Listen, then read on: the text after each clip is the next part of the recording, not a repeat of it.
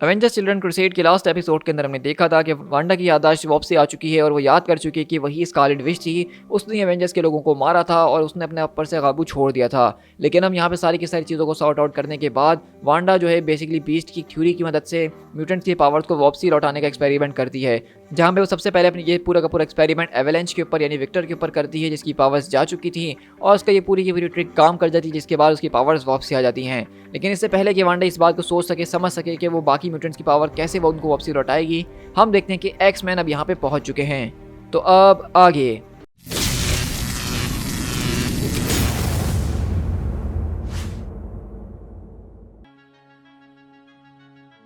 और हम देखते हैं कि रिक्टर बोलता है कि वांडा, मैं तुम्हारा जितना शुक्रिया अदा करूं उतना कम है। मुझे इस बात पे विश्वास नहीं हो रहा कि तुमने सच में मेरी पावर्स को लौटा दिया है। तो वहीं से जेमी बोलता है कि तुम्हें इतना ज़्यादा शुक्रिया अदा करने की ज़रूरत नहीं, क्योंकि तुम्हारी पावर छीनने वाली भी वही थी।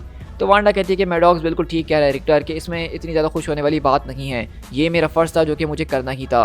लेकिन अब हमें करना ये है कि हमें जाके बाकी एक्समैन को कन्विंस करना है कि मैं बाकी सारे के सारे म्यूटेंट्स की पावर्स को वापसी लौटा सकती हूँ और मैं सब कुछ ठीक कर सकती हूँ। तो वहीं से जेमी बोलता है कि चलो ये तो बहुत अच्छी बात है कि तुम्हारे पास अभी भी रियलिटी को अल्टर करने वाली पावर्स मौजूद हैं, क्योंकि सच कहूँ तो इस रियलिटी के अंदर एक्समैन कभी भी इस बात के ऊपर एग्री नहीं करेंगे। तो वहीं से विकेन बोलता है कि आखिरकार एक्समैन को इस बात से क्या प्रॉब्लम होनी चाहिए। तो वहीं से मैडॉक्स बोलता है कि तुम कभी स्कॉट समर से मिले भी हो।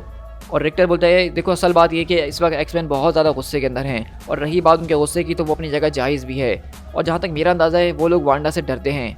लेकिन वहीं से हम देखते हैं कि स्ट्रॉन्ग गाय बोलता है कि गाइस, तुम लोग को रोकते हुए मुझे अच्छा तो नहीं लग रहा, लेकिन मुझे लगता है कि हमें यहाँ पे सिर्फ एक्समैन की परवाह नहीं करनी चाहिए, क्योंकि अगले ही पल हम देखते हैं कि यहाँ पे कोई और नहीं बल्कि एवेंजर्स यानी मैग्नीटो और क्विकसिल्वर के साथ अपने क्वीन जेट में वो भी यहाँ पहुँच चुके हैं।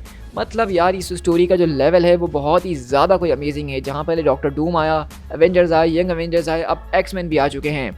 और वहीं से कैप्टन अमेरिका आते और कहते हैं क्या ये कोई सोशल कॉल है स्कॉट तुम्हारी जो तुम यहाँ पे आए हो, क्योंकि मैं सच कहूँगा कि तुम्हारा यहाँ आना बनता नहीं है। और साइक्लॉप बोलता है कि आप अच्छे तरीके से जानते हैं कैप्टन कि हम लोग यहाँ पे क्यों आए हैं। The Scarlet Witch is responsible for the genocide of the mutant race, और उसको हम जस्टिस तक लेके ज़रूर जाएंगे। तो कैप्टन बोलते हैं कि हाँ, तुमने ठीक कहा कि उसने जो किया है उसकी सज़ा उसको भुगतनी पड़ेगी, लेकिन आज नहीं, और तुमसे तो बिल्कुल भी नहीं। उसने जो कुछ भी करा है वो स्कारलेट विच रहते हुए, एक एवेंजर्स रहते हुए किया है। इसका मतलब ये है कि हमें जो उसके साथ करना है वो हम कर लेंगे। लेकिन वहीं से मैग्नीटो सामने आकर कहता है कि जेंटलमैन, मुझे नहीं लगता कि इस वक्त हमें इस बात के ऊपर लड़ना चाहिए कि कौन ठीक है और कौन नहीं। मेरे ख्याल से अगर हमें वांडा वाले मामले के ऊपर काम करना है तो हमें साथ मिल के काम करना चाहिए। लेकिन स्कॉट बोलता है कि एरिक, तुम इस सब से बाहर रहो, मैंने तुम्हारे ऊपर विश्वास किया था। तो मैग्नीटो बोलता है कि लिसन स्कॉट, मैंने ऐसा कुछ भी नहीं किया है जिससे तुम्हारा ये पूरा का पूरा ट्रस्ट टूटा हो। तो वहीं से साइक्लॉप बोलता है कि तुमने यंग एवेंजर्स का इस्तेमाल करा और तुम वांडा के पीछे गए, जबकि मैंने तुम्हें स्पेसिफिकली कहा था कि तुम्हें ये नहीं करना है। तो मैग्नीटो बोलता है कि तुमने मुझे ऐसा करने से कभी नहीं मना करा था स्पेसिफिकली। और स्कॉट बोलता है कि magneto, I am warning you for the last time. लेकिन वहीं से अगले पल आवाज़ आती है कि बस बहुत हो चुका है, और सारी की सारी ज़मीन हिलती है और रिक्टर बाहर आता है और कहता है इससे पहले कि तुम एक दूसरे की जान लो और दुनिया से और म्यूटेंट्स काम होना शुरू हो जाएं, इस बात को जान लो कि स्कारलेट विच ने अभी अभी मेरी पावर्स को वापसी लौटाया है, और वो हम सब की मदद करने के लिए तैयार है। जिस किसी ने भी टाइम डे के अंदर अपनी पावर्स को खोया है वो उसकी पावर्स को वापसी लौटा देगी। और वांडा बोलती है अगर आप लोग मुझे इसकी इजाज़त दे तो ही। और अगले पल पीतरो आके अपनी बहन से गले मिलता है और उसको कहता है कि मैं तुम्हें यहाँ से लेके निकल सकता हूँ। लेकिन वांडा बोलती है कि नहीं पीतरो, अब मैं यहाँ से कहीं नहीं भागने वाली। और इसी तरह मैग्नीटो भी आके अपनी बेटी से मिलता है, और इसी तरह कैप्टन भी आके वांडा से मिलते हैं। और वहीं से वांडा बोलती है कि कैप्टन, मैं आप सबके सामने इस बात को बता देना चाहती हूँ कि जो कुछ भी मैंने किया था मैं उसकी पूरी रिस्पॉन्सिबिलिटी लेती हूँ, और मुझे इस बात से कोई फ़र्क नहीं पड़ता कि आप लोग मेरे साथ क्या करेंगे। लेकिन इससे पहले कि आप किसी नतीजे पे पहुँचें या मुझे कहीं किसी कैद में डालें या मुझे डिस्ट्रॉय कर दें, प्लीज़ मुझे अलाउ कीजिए कि मैं उन सारे के सारे म्यूटेंट्स की पावर्स को वापसी दे सकूँ जिनसे मैंने उनकी पावर्स को छीन लिया था और जो मेरी वजह से सफ़र किए हैं। तो आयरन मैन बोलता है क्या तुम सच में ये कर सकती हो? क्या तुम बाकी म्यूटेंट्स को पावर्स वापसी दे सकती हो? लेकिन अगले पल हम देखते हैं कि वहाँ पे स्कॉट अपनी लेज़र बीम मारता और कहता है कि अवेंजर्स पूरी की पूरी म्यूटेंट काइंड के बिहाफ पे नेगोशिएट नहीं करेंगे। स्कारलेट विच हमारे साथ चल रही है, एक्समैन उसको सारे के सारे जस्टिस तक पहुँचाएंगे। लेकिन वहीं से मैग्नीटो बोलता है कि आखिरकार तुम्हारे साथ क्या मसला है स्कॉट, तुम इससे ज़्यादा बेहतर हो। मैं जानता हूँ कि तुम्हारा गुस्सा ठीक है अपनी जगह पे, लेकिन इस वक्त हम इस गुस्से को अफोर्ड नहीं कर सकते हैं। मुझे ये कहना अच्छा तो नहीं लग रहा है, लेकिन इस वक्त तुम बिल्कुल मेरी तरह बिहेव कर रहे हो, और मैं जानता हूँ कि जब भी मैंने ऐसा बिहेव किया अपनी ज़िंदगी के अंदर मैंने गलत किया है। तो तुम जो कुछ भी कर रहे हो इस वक्त वो गलत कर रहे हो स्कॉट। और इसी तरह हम देखते हैं कि यहाँ पे सारे के सारे एक्समैन आके मैग्नीटो को चुप कराने की कोशिश कर रहे होते हैं, और वहीं से रोक कहती है कि देखो मैग्नस वो जैसा कह रहा है तुम्हें वैसा ही करना होगा, क्योंकि तुमने काफ़ी ज़्यादा मेहनत करी थी कि एक्समैन बनने के लिए, मुझे नहीं लगता कि तुम इसको खोना चाहोगे। तो मैग्नीटो बोलता है कि वांडा मेरी फैमिली है रोग, तो रोग कहती है कि हमें लगा कि अब हम तुम्हारी फैमिली बन चुके हैं। तो मैग्नीटो बोलता है कि हाँ, अगर ऐसी बात है तो तुम फिर मेरी बात समझने की कोशिश करो। एक्समैन यहाँ पे सिर्फ चीज़ों को ठीक करने के लिए नहीं आए हैं, बल्कि वो यहाँ पे सिर्फ एक बदले के लिए आए हैं। लेकिन वहीं से वांडा कहती है, देखो वो करने के लिए जैसा कहेंगे मैं वैसा करने के लिए तैयार हूँ। अब मैं नहीं चाहती कि मैं किसी और लड़ाई का सबब बनूँ। अगर एक्समैन चाहते हैं कि मैं उनके साथ चलूँ तो मैं उनके साथ चलने के लिए तैयार हूँ। और वहीं से अब देखते हैं कि वहाँ पे वुल्वरीन भी जो है वो स्कॉट की साइड पे हो चुका है, क्योंकि उसका भी यही इरादा था। और साइक्लॉप बोलता है कि चलो मैग्नीटो, अब हम यहाँ से चलते हैं। लेकिन मैग्नीटो बोलता है कि Wanda please, I bag you, तुम्हें मैं ऐसा करने नहीं दे सकता हूँ। और अगले पल हम देखते हैं कि बेसिकली यहाँ पे स्कॉट जो है वो मैग्नीटो के ऊपर अपना अटैक कर देता है। और मैग्नीटो वहाँ पे बेसिकली अपनी पूरी की पूरी फोर्स फील्ड को बनाता है और सारे के सारे एवेंजर्स भी आगे बढ़ना शुरू करते हैं। यानी कि अवेंजर्स वर्सेस एक्समैन जो है यहाँ पे इस वक्त हैपन हो रहा है। और आपको जैसे कि पता है, एवेंजर्स वर्सेस एक्समैन का जो एक बहुत बड़ा इवेंट है, यानी कि जिसके अंदर दोनों एक्समैन और एवेंजर्स आपस में लड़ते हैं और बहुत कुछ होता है, उस पूरे के पूरे इवेंट का जो बेसिकली प्लॉट पॉइंट है, उसकी जो शुरुआत है, उसका बिल्डिंग ब्लॉक, वो ये कॉमिक, ये पैनल है जहाँ पे पहली बार एवेंजर्स और एक्समैन एक दूसरे के सामने आए थे वांडा को लेके। और यही उस पूरे के पूरे एवेंजर्स वर्सेस एक्समैन वाले पूरे के पूरे स्टोरी आर्क का बेसिस बनेगा, जो कि हम आगे फ्यूचर में शेयर करेंगे ही। और वंडर मैन यहाँ पे चिल्ला रहा होता है कि एमा फ्रॉस्ट उसके दिमाग के अंदर घुस गई है। स्टॉर्म जब वो आयरन मैन के ऊपर अटैक कर रही होती है, रोग वहाँ पे मिस मार्वल से लड़ रही होती है और कहती है, क्या तुम चाहती हो आखिर में कि मैं ग्लव्स उतार के तुमसे लड़ूं? क्योंकि वहाँ पे रोग का हमें पता है 90s 80s के अंदर उसने मिस मार्वल की पावर्स को चुरा लिया था और वो बहुत ज़्यादा ताकतवर हो गई थी। और वहीं से एमा बोलती है कि वंडर मैन को मैं गिरा चुकी हूँ, अब बताओ कि अगला कौन है? तो स्कॉट बोलता है कि द मैक्सिमॉफ, उन सबको मार गिराओ। और वहीं से हम देखते हैं कि कैप्टन वुल्वरीन को मारते हुए बोलते हैं कि वुल्वरीन, ज़रा इस बारे में रुक जाओ और बात करने की कोशिश करो, तुम ये सब रोक सकते हो। तो लोगन बोलता है कि तुमने ठीक कहा कैप्टन, क्योंकि मैं इसी चीज़ के लिए तो जाना चाहता हूँ, माई कम्युनिकेशन स्किल्स। और वहीं से यंग एवेंजर्स बोलते हैं कि हॉकाई और बीस्ट वगैरह बोलते हैं कि हमें यहाँ से निकलना होगा। लेकिन हॉकाई बोलता है कि नहीं, हम इस तरह यहाँ खड़े होकर सारा का सारा तमाशा नहीं देख सकते हैं। तो विकिन बोलता है कि देखो, मुझे ये बात जाके स्कॉट को बतानी होगी कि सबके पीछे मेरा फॉल्ट है, और इस बात से शायद किसी को कुछ समझ में आ जाए। और हम देखते हैं कि विकन यहाँ पे सीधा उनकी तरफ बढ़ रहा होता है और वहीं पे कैप्टन अमेरिका को वो जाके उठाते हैं जो कि गिरे होते हैं। लेकिन वहीं पे हम देखते हैं कि एमा फ्रॉस्ट यहाँ पे आती है और सीधा जो है यहाँ पे विकन और स्पीड के दिमाग के अंदर घुसती है और उनको ये बताती है कि वो उनकी एक पुरानी आंट है एमा फ्रॉस्ट, और वो जो है खुशी खुशी उसके साथ चलने के लिए तैयार हैं। लेकिन अगले पल ये देख के वहाँ पे स्कारलेट विच जो है अब अपने हाथ पे हाथ रख के नहीं बैठती, अगले पल आके ज़बरदस्त तरीके से एमा के ऊपर अटैक करती है और कहती है कि तुम ज़रा दूर रहो मेरे बच्चों से, उनके हाथ लगाने के बारे में सोचना भी नहीं। फॉर द रिकॉर्ड में ये बताती चलूँ, मैं यहाँ पे चुपचाप खड़ी थी और बिल्कुल समझदारी से काम ले रही थी, लेकिन तुम लोगों को मेरा काम डाउन रहना पसंद नहीं आया। मैंने अपने आप को कंट्रोल में रखने की कोशिश करी, मैंने अपने इमोशंस को चेक में रखने की कोशिश करी, लेकिन तुम लोग चाहते हो कि मैं अपने सारे के सारे कंट्रोल को खो डालूँ। और अगले ही पल हम देखते हैं कि वांडा यहाँ पे सिर्फ एक ही हाथ के इशारे के ऊपर सारे के सारे लोगों को यहाँ पे गिरा देती है। और वहीं पे यंग एवेंजर्स बोलते कि तुमने आखिरकार ये किया क्या है? तो वहीं से वांडा बोलती कि वो बिल्कुल बच्चों की तरह एक्ट कर रहे थे, तो इसलिए मैंने उनको थोड़ी देर के लिए सुला दिया है। और वहीं से कैसी बोलती है, वो लोग उठ तो जाएंगे ना इवेंचुअली मेरे ख्याल से। तो वांडा बोलती है कि हाँ बिल्कुल, इसके अंदर कोई शक नहीं है, और जब वो होश में आएंगे तो दोबारा एक दूसरे को गले को चीरने में लगे होंगे, लेकिन हमारे पास अब इतना वक्त है कि हम सेफ्टी तक जा सकें। और अगले पल वांडा सबको लेके यहाँ से टेलीपोर्ट होते हुए किसी और जगह के अंदर आती है, और वो कोई और जगह नहीं बल्कि कैसल डूम होता है, जहाँ वो वापसी डूम के पास आ जाती है और कहती है कि मैं तुम्हारे पास लौट आई हूँ। और हम देखते हैं कि सारे के सारे यंग एवेंजर्स ये बात देख के बहुत ज़्यादा कंफ्यूज है कि आखिरकार यहाँ पे चल क्या रहा है। क्या वांडा जो है वो शुरू से विक्टर वॉन डूम के साथ मिली हुई थी अपनी पावर्स को वापसी हासिल करने के लिए, और ये क्या डॉक्टर डूम का पूरा का पूरा प्लान है, और अब वांडा हमें यहाँ पे धोखा देने की कोशिश कर रही है एक्समैन और एवेंजर्स के साथ साथ। तो वहीं से बिली बोलता है कि देखो, मेरे ख्याल से हमें फ़ौरन से कंक्लूजन्स तक नहीं जाना चाहिए, हमें कम से कम की बात को सुनना चाहिए कि यहाँ पे चल क्या रहा है। लेकिन वहीं से वांडा बोलती है कि देखो, जो मैं अब करने जा रही हूँ और जो करना ज़रूरी है उसके लिए मुझे विक्टर की बहुत ज़्यादा ज़रूरत है, सिर्फ वही है जो कि इसके अंदर मेरी मदद कर सकता है। मैं जानती हूँ कि तुम लोग उसके ऊपर बिल्कुल भी ट्रस्ट नहीं करते हो, लेकिन आई अश्योर यू कि यहाँ पे उसने आज तक मेरे लिए सब कुछ वैसा ही किया है जो कि मेरे लिए बेहतर है। तो विक्टर बोलता है कि ये बात बिल्कुल ठीक है, और वांडा कहती है कि विक्टर इस बात को भी अच्छे तरीके से जानता है कि अगर उसने मुझे धोखा देने की कोशिश करी तो मैं सिंपली उसको इस एग्जिस्टेंस से ही मिटा सकती हूँ। तो वहाँ से डूम बोलता है कि तुमने ये बात भी बिल्कुल ठीक कही, लेकिन मैं ऐसा शायद बिल्कुल ना ही करूँगा। और वांडा बताती है कि अब से हम लोग जो है एक दूसरे के दोस्त बन चुके हैं, हम दोनों एक दूसरे के अलाइज हैं, और हम लोग शुरू से ही बिल्कुल एक दूसरे के साथ रहे हैं। तो वहीं से विकेन बोलता है कि शुरू से आखिरकार आपका क्या मतलब है, और आखिरकार इस सब की शुरुआत क्यों हुई थी? मैं आपसे सारी की सारी बातें सिर्फ इसीलिए पूछ रहा हूँ क्योंकि एक दिन आपका नॉर्मल सा मैजिक वो इतना ज़्यादा एम्पलीफाइड हो गया कि वो एक रियलिटी ऑल्टरिंग पावर्स के अंदर बदल गया, और आपने वो सारे के सारी पावर्स का इस्तेमाल करके ऐसे ऐसे क्राइम्स करे हैं स्कारलेट विच बन के, जिसके करने को आप कभी कैपेबल नहीं थी, लेकिन डूम ज़रूर कैपेबल था उन सारे के सारे क्राइम्स को करने का। तो वांडा बोलती है कि नहीं, तुम्हें अगर ऐसा लग रहा है कि सबके पीछे विक्टर है तो ऐसा बिल्कुल भी नहीं है, इस सब के पीछे मैं ही थी शुरू से ही। तो विक्टर बोलता है इसका मतलब कि तुम्हें सब कुछ याद आ चुका है। और हम अगले पल देखते हैं कि वांडा यहाँ पे एक पूरी पुरानी स्टोरी सुनाती है, पूरे के पूरे एवेंजर्स डिसअसेंबल की इवेंट होने से पहले की, और कहती है कि हाँ मुझे हर एक चीज़ याद आ चुकी है।